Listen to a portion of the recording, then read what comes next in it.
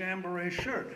But he was in that all-white uniform. But I'm so glad he was, because there on the left arm was a petty officer's rating badge. I recognized that winged round cannonball, which was the insignia of an aviation ordnanceman. I said, "You the duty ordnanceman? Yeah, you got to keep in the ammo shack. Let's go get some guns and shoot these blankety blanks. You know what I mean?" Boy, so I'm no more into the ditch, and we're on our way back up out of there. And somebody shouts, "Get back in the ditch! Get back in the ditch!" I don't want to be in that ditch. We're military men. We should be defending our position. We shouldn't be here in this ditch, you know. Besides that, I'm from a proud family. I know this is the beginning of that war that they've been talking about and we've been practicing training for. And I damn well know that if I'm going to lose my life in this or any other battle of this war, I would want my family and my country to know that I died fighting, not hiding. We continued up out of that ditch, started to run, and then I heard what I consider to be the strangest command that was issued in my direction all the while I was in the service. Somebody, and again I suppose the duty officer, shouted, "Get back in the ditch or I'll put you on report for disobeying a direct order." I guess he was protecting us from ourselves. I know he couldn't have thought we were going to desert, because where would you go? You couldn't get off the island without a boat. You didn't have a boat, you know. Anyway, with total and complete disregard for the threat of military discipline. You understand? You understand why I'm disobeying. With total and complete disregard for the fact that aerial bombs and machine gun bullets were raining down over at the end of the hangars, the end of the hangar where the ordnance shack was located. We continued to run. We made it to the ammo shack. The ordnanceman unlocked the door. I stepped inside. I'm right behind him. "What do you want?" "Give me a 50 caliber machine gun." Now, I'm a recent farm boy, you know. I'm talking about a fixed mount 50 caliber machine gun now. The biggest gun I'm used to firing, other than a few shots with an old military bolt action rifle in training camp, the biggest gun I'm used to firing is a shoulder-fired 22 caliber rifle.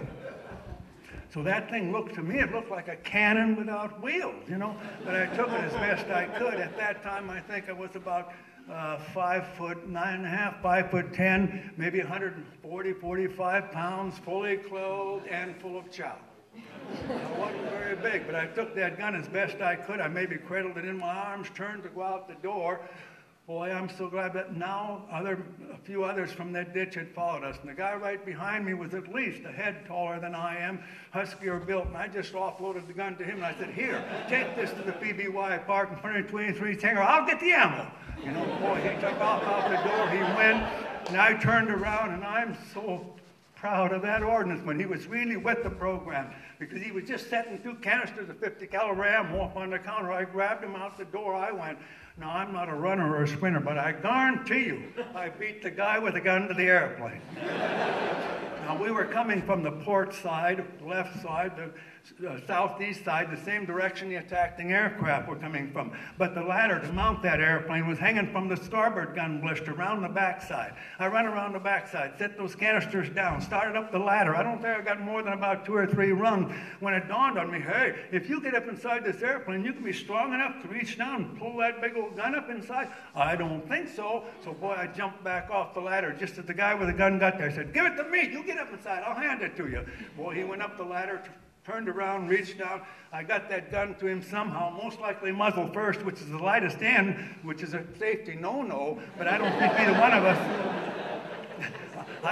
one of us were worrying about personal safety right at that time. I said, "Put it in the port blister. That's the side they're coming from." He turned, disappeared in that aircraft.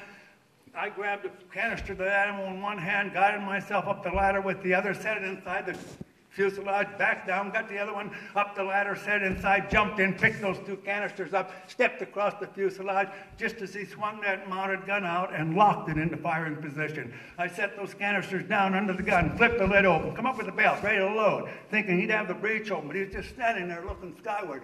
I looked up, and here comes another one of those planes. And same old power dive, same old blinking and flashing light. Now I'm only hearing popping sound, which I was later told were most likely those bullets passing through the fuselage of that airplane. Same old big bomb hanging there. Boy, I couldn't wait on him to regain his composure. I just reached over, slid the lock forward, threw the breech open, fed the end of the belt into the mechanism, slapped the breech shut, reached over, grabbed the charging lever, pulled it back, bam! We got around in the chamber. Shoot, I shouted. And back then, a lot of guys would just point in the general direction and shoot with a machine gun. I believed in aiming. But anyway, I stood there and watched those tracer bullets fly through empty space, you know, with nobody there. They were just flying off in empty space. I think that's when my country boy hunter instinct took over. I used to shoot jackrabbits on the run, Chinese ringneck pheasants on the fly, not with a shotgun, with a .22 caliber rifle. Back there in the country, in Minnesota, back in the 20s and in the 30s, and I think it extended on into the 40s, you became a hunter and a gatherer real early. And you damn well better become a good shot, too, because there was no money for ammunition. Besides that, being a good shot would often mean the difference of whether you would or would not have food on the table.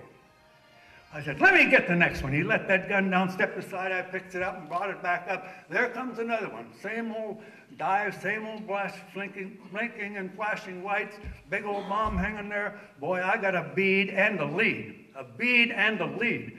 And I continued to lead, squeeze that trigger. I continued to fire. When I couldn't raise that gun any higher, I still fired until the fuselage of that airplane had passed just overhead. Now, I watched those tracer bullets fly through the air, and it looked like every one of them went right into that round opening in the front of that old radial engine valve dive bomber, and then stitch to stitch right down the bottom of the fuselage.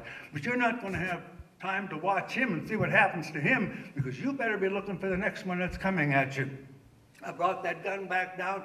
I don't see any more to dive, but there's one out over the channel, maybe 2 city blocks away, well within the range of a 50 caliber machine gun fire. He's not in a dive, but he's in a steep banking and descending left turn as though he's getting ready to make another run on us. Because he's in a bank like that, I can see the cockpit. It's about 6 or 8 feet behind the front of that airplane. I figure if I use the front of that airplane as my aiming point, I'm going to get some rounds into that fuselage, maybe even into the cockpit. And believe you me, if you can get a couple of 50 caliber slugs bouncing around inside the cockpit with that pilot, you're going to give him something else to think about besides coming in and machine gunning you a second time. I continued that lead, squeezed the trigger. I don't think I got off more than about 6 or 8 rounds.